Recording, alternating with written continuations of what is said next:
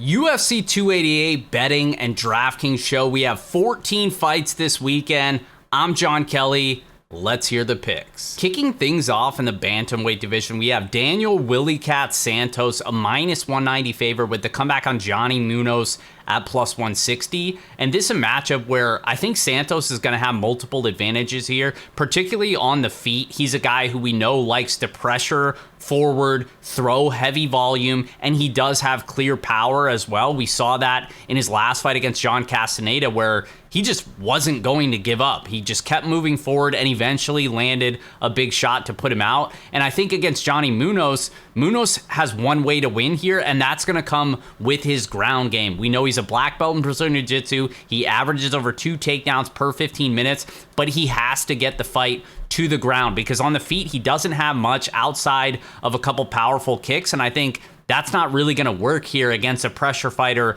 like Daniel Santos, who I think is going to be pouring on the volume while the fight plays out at range here. So I think Munoz does have a path to victory with the ground game. I just don't trust him to be able to do that for extended periods against Santos unless he's able to find an early finish here. And I think on the feet, he's at risk to getting hurt here, especially when Santos starts to just pour it on him. I don't fully trust the durability of Munoz, and I think eventually Santos gets him out of there. So we're going Santos by TKO. That's the official pick. But in terms of DraftKings, I do like the potential upside of Munoz because his path to victory involves that grappling. So it's going to be one where I'm looking to get exposure to both sides right off the rip. Next fight up in the middleweight division, we have Claudio Ribeiro, a minus 175 favorite with the comeback on Joseph Holmes at plus 150. And because both of these guys are former Dana White Contender Series fighters, I got my guy Jon Kelly here to break down this one. And as you guys know, I do a lot of tape study and research for Dana White Contender Series. Stay tuned later this summer and find out.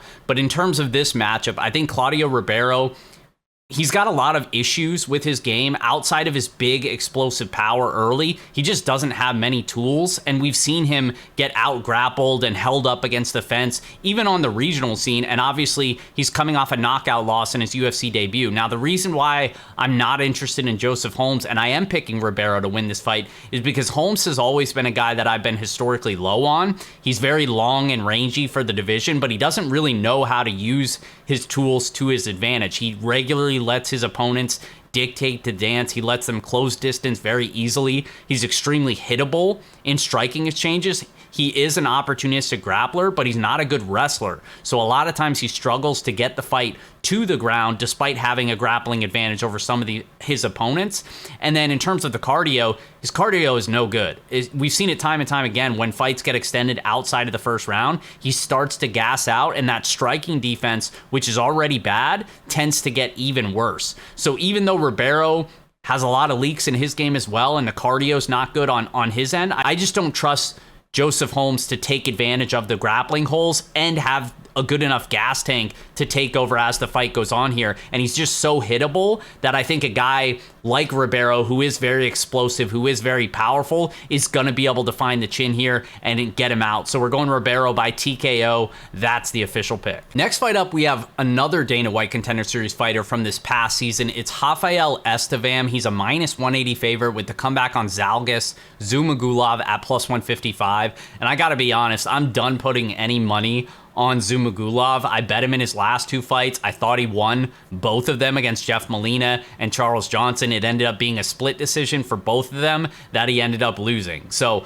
I'm pretty much done with this guy. I think that just kind of speaks to his fighting style, though, is he's a guy that is very competitive with a lot of guys that he faces, even guys that are much better than him. He's going to give them good competitive rounds, but his margins are very thin. He's not putting a stamp on rounds, and that's why we've seen him be in so many competitive fights where the judges aren't really scoring them in his favor because he fails to separate in those fights. He's a guy who, on the feet, basically just has a big overhand right that he looks for repeatedly. He's a good grappler, but he's not super aggressive in pursuing the takedowns or the grappling.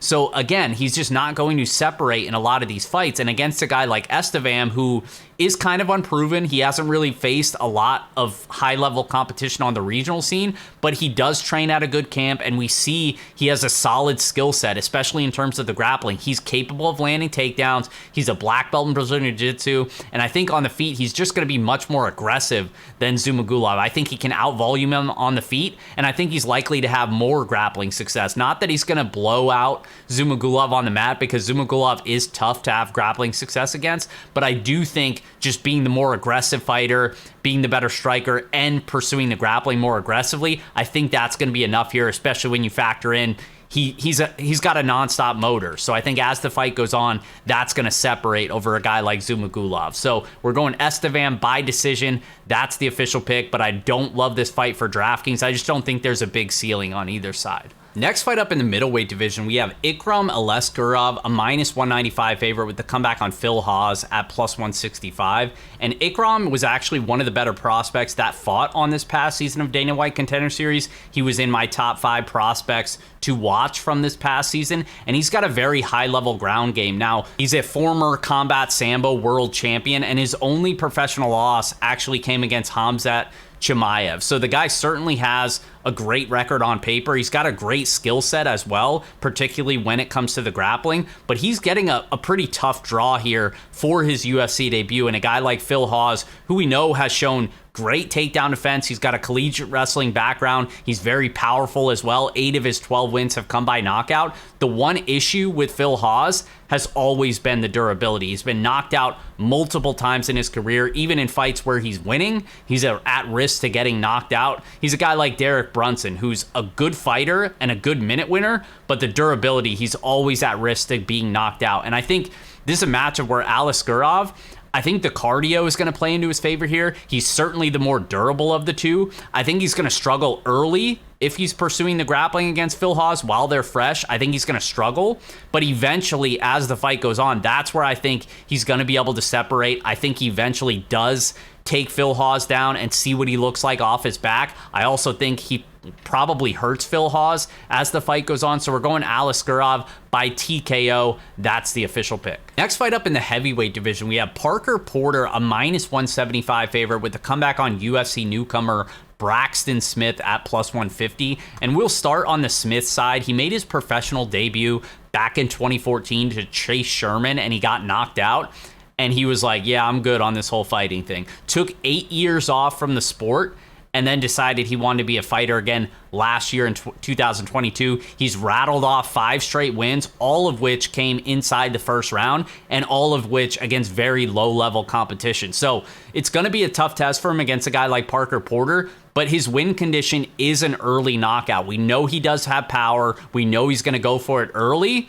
And we know Porter's been hurt multiple times. He's been knocked out 4 times in his career. So he's not exactly a pillar of durability. It would not be the craziest thing to me if this guy Smith was able to bomb on Parker Porter early. But I think the majority of the time, the way this fight plays out is Porter is just much more proven than him. He's a high volume striker for the division. He would have a theoretical grappling edge as well. I know he's not really known for pursuing the takedowns, but it seems like it would be an easy path to victory for him here. He just needs to survive the early swarm, and I think more times than not, he does that. So we're going Parker Porter by TKO. That's the official pick, but I do like getting some exposure to Braxton Smith on DraftKings as the underdog, just because he does have that potential slate-breaking type of upside. Next fight up in the women's strawweight division, we have Marina Rodriguez, a minus 140 favorite with the comeback on Verna Jandiroba is plus 120. And this is a matchup that it's very clear to me we have a striker versus a grappler. Marina Rodriguez is going to have a massive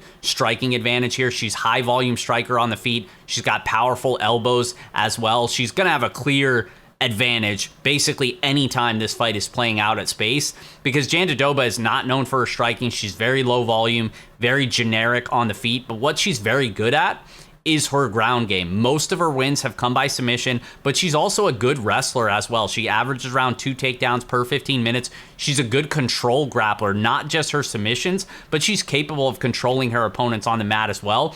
The issue with Jandiroba and why I'm siding with Rodriguez in this matchup is because I think it basically comes down to, we see Rodriguez have like 2 or 3 minutes of striking success, and then we see Jandiroba land a takedown, maybe finish the round, just controlling her on the mat. I think judges are going to favor the damage over the control if Jandiroba is unable to submit Marina Rodriguez. And we've seen Rodriguez, while she isn't great at working back to her feet, she has been solid in terms of her submission defense. It doesn't mean she can't get submitted here, but I think it is at least encouraging for her. And we know historically the way to beat her is to take her down multiple times. So that's certainly a path to victory for Jandiroba. But I also worry about the cardio for Jandiroba. We've seen time and time again, she's slowed down as the fight goes on. Those takedowns are going to come harder as the fight goes on if she starts to fade, especially if she's eating some big blows on the feet. So I think it's one where I'm not super confident, but I think I'm weighing the damage, what I think is going to outweigh the control time of Jandiroba. So we're going Marina Rodriguez by decision. In terms of DraftKings, we got 14 fights to play with this week.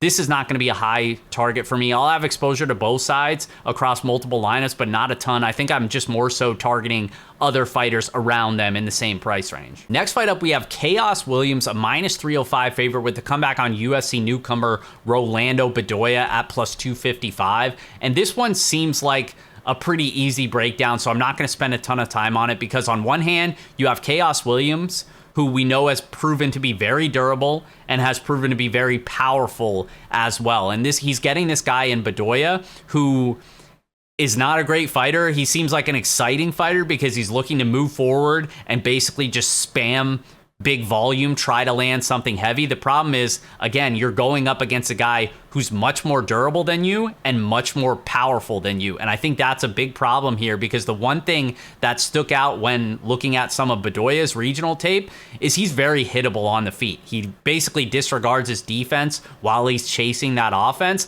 And I think against a guy like Chaos Williams, who is such a powerful counter striker, it's only a matter of time here before he finds the chin and knocks him out. So we're going Chaos Williams by knockout. I think he gets it done early. And next fight up, we have Kennedy Nzechukwu, a -180 favorite with the comeback on Devin Clark at +155. And I think there's a lot of love for Devin Clark this week as an underdog. And I actually disagree with that. I think Kennedy Nzechukwu, this is actually a pretty favorable matchup for him. And the reason why I say that is because he's not the same fighter that we saw when he first came to the UFC, where he was so easy to take down and out grapple. He was so long and rangy, but didn't really know how to use his tools, similar to, like I said about Joseph Holmes earlier. But I think over the years, he's proven that he is starting to use that athleticism to his advantage. He's got an 83-inch reach, going to have a massive reach advantage here. I think he's going to have a significant striking advantage as well. And we've seen time and time again where he's not that easy to take down anymore, and he's certainly not easy to control on the mat. So I think Devin Clark might be able to land a takedown or two, hold him up against the fence early, but I think over time, Nzechukwu is going to work back to his feet, make him fight at range, and that's where I think he's going to have a clear striking advantage. And I don't trust the durability of Devin Clark. He's been knocked out 3 times in his career. He's been finished in 6 of his 7 professional losses, so he's kind of a quitter as well. And we've seen this story play out multiple times with Nzechukwu, as recently as his last fight against Ian Cutelaba, who tried to wrestle him early, didn't have a ton of success, and Nzechukwu took over in the middle and later round and eventually got him out of there. We saw it earlier on in his career against Danilo Marquez, same thing, 3rd round finish, got grappled a little bit early, worked his way back into the fight, knocked him out. And I think this is what's going to happen in this fight. Clark might have that little success early, but I think eventually this plays out at space, and Nzechukwu has the upside to hurt him, and I think he does. So we're going Nzechukwu by TKO. That's the official pick. I'm likely going to be betting him in some way, shape, or form,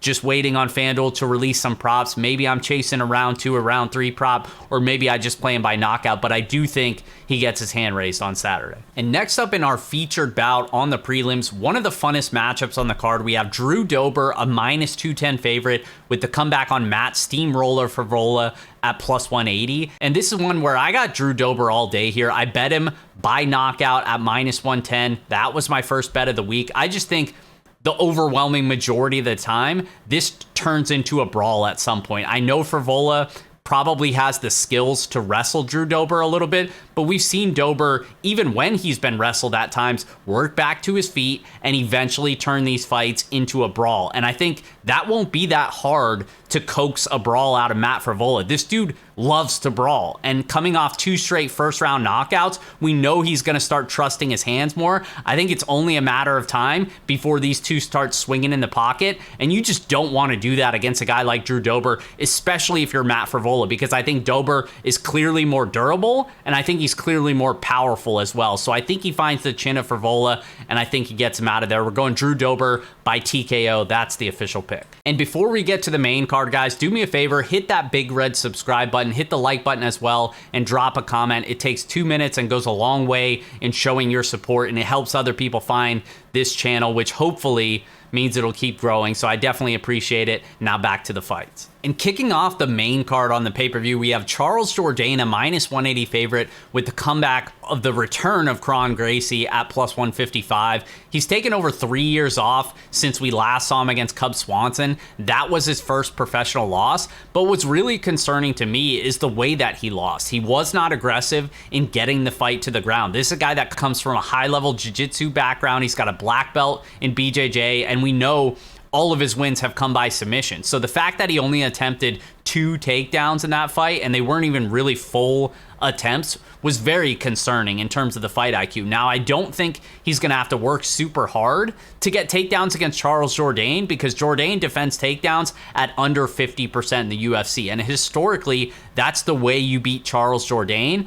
I'm not sure Jourdain's going to be able to fight out of these bad spots if Gracie takes him down and takes his back. So I have some interest in Kron Gracie here. There's an obvious added level of variance because of the long layoff. We don't really know what version we're going to get, and we already know the fight IQ might not fully be there either.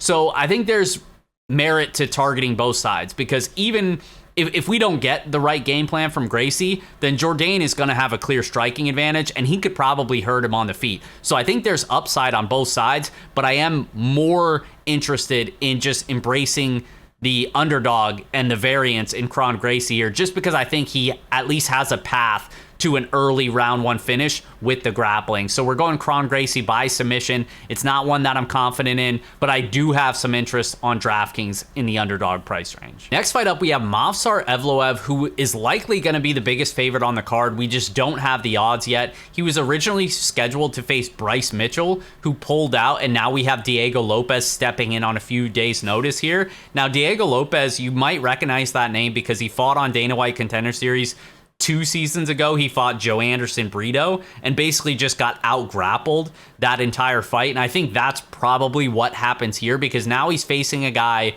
who's a much better grappler than him, a better striker as well. But I think Evloev is probably just going to take him down multiple times here and control him. Now, Diego Lopez is a tricky submission grappler. A lot of wins by sub, but most of them came against low-level competition. He's the former featherweight champ over in Lux Promotion. I just think he's outclassed here. I think he gets taken down multiple times. I think he gets controlled on the mat by Evloev. Evloev wins this fight wherever he wants to. It's just a matter of whether or not you think he finishes here. I do think Diego Lopez is pretty durable. He's going to hang in there. So I think it probably goes to a decision, but it's just one where Evloev has a high floor even in a decision victory, because he's likely going to be landing multiple takedowns and banking that control time. So the odds aren't out yet. Maybe look to play an over, but either way, I think Evloev dominates here and gets his hand raised. Next fight up, we have Jessica Andrade, a -195 favorite, with the comeback on Yan Xiaonan at +165. And this is another one where it's going to be a bet for me. I have interest in the underdog in Yan Xiaonan. I just think this is a clear matchup that's going to play out very competitively. I understand Jessica Andrade, historically a very high volume striker. She's very explosive, one of the most powerful hitters in the division, but now she's facing somebody that has proven to be very durable. And I think historically the way you beat Yan is take her down multiple times, control her on the mat. Very few people have been able to do that. I think Jessica Andrade could probably land a takedown or two, but I'm skeptical that she's going to be able to control Yan for extended periods on the mat, or that she's even going to come in with the right game plan to do so, because we know she likes to swing on the feet. And I think on the feet, what's going to play out in Yan's favor is Defensively, I think she's much sharper than Jessica Andrade. The footwork, I think, is going to be in her advantage. I think Andrade is going to struggle to land those big shots. And Andrade, we know, just wants to move forward, and she gets hit constantly. You know, she's bobbling. She's like a bobblehead because she's getting hit so much. And I think Jan is going to have more of those moments on the feet. And if I don't trust Andrade to come in here and just ground Jan on the mat for 15 minutes, then I think there's got to be value on the underdog here. So it's going to be a play for me. I have clear interest in the underdog and on DraftKings as well. I think she's going to be a popular play because she's got a high floor and a real path to victory, but I do think she's the side here. We're going Jan by decision. That's the official pick. Next fight up in our co-main event, we have Gilbert Burns, a -125 favorite with the comeback on Belal. Remember the name Muhammad at +105. And this is another bet for me. I backed Muhammad on the money line at +105. I just think he's got multiple advantages here. On one hand, we have Gilbert Burns, who's known as one of the more dangerous submission grapplers in the welterweight division. But I also have concerns with him fighting a guy like Belal Muhammad, who's historically very difficult to take down and has strong submission defense as well. Not saying Burns can't submit him, but I do think it's difficult to do so. Now, on the feet, Burns is very explosive early, especially in round one. We know that's when he's going to be dangerous on the feet, but as the fight goes on, we know he struggles in terms of his striking defense, and he's struggled in terms of the cardio department, even in a 3-round fight. Now he's facing somebody that's hard to grapple, that's got good submission defense, that's a better striker, that's going to be throwing more volume as well, and has better cardio than you. We know Muhammad's proven to have great cardio. And by the way, this is a 5-round fight now. So I just think over time, this is really going to start to play out in Belal Muhammad's favor, especially if we see Burns try to grapple him early. I think it's only going to tax that gas tank even faster. So we're going Muhammad by decision. I think he takes over late. That's the official pick. Which brings us to our main event as Henry Cejudo makes his highly anticipated return to the UFC octagon. He's a slight favorite at -115 with the champion Aljamain Sterling on the comeback at -105. And I'm going to be betting Aljamain Sterling this week. I haven't done it yet. I'm just kind of waiting to see where the line goes, but I do have interest in Sterling here. I think he's got multiple advantages in this spot. For starters, you know, I talked about the added level of variance in the Gracie fight. We have that here as well because Henry Cejudo has not fought for 3 years now, so it's kind of tough to know what version of him we are going to get. Obviously, when he's at his best, he's one of the best fighters the UFC has ever seen, particularly at 125, though. I do think at bantamweight, he is still undersized, and I think that's going to play a role in this matchup against Aljamain Sterling, who's going to have a 7-inch reach advantage. Aljamain Sterling is also a fighter that likes to jump out early on the scorecards and get ahead in the first couple rounds, and I think that happens here. So if you like Cejudo, I think you probably just wait and look to play him live, but I like Sterling. I think I like taking the fighter who I expect to be up on the scorecards early, who I think is going to have multiple advantages in terms of the size, the reach advantage, and the volume. I think Cejudo is going to struggle to match the pace of Sterling, particularly early in the fight. And I know there's this narrative that Cejudo is probably just going to take over in the later rounds because we have seen Sterling slow down.